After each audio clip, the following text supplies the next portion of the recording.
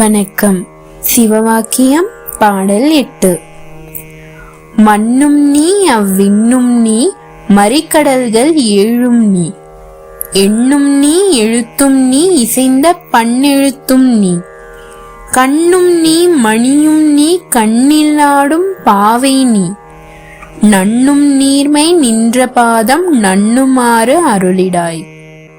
அதாவது இந்த பூமியும் நீயே, அந்த ஆகாயமும் நீயே, வற்றாத 7 கடல்களும் நீயே, எண்ணிக்கை வைக்கும் எண்களும் நீயே, எழுத்து வடிவில் இருக்கும் அத்தனை எழுத்துக்களும் நீயே, இசையுடன் கூடிய சப்த ஸ்வரங்களும் நீயே, காண்பதற்கு உதவும் கண்ணும் நீயே, கண்ணில் இருக்கும் மணியும் நீயே, கண்ணுள் நகரும் கருவிழியும் நீயே.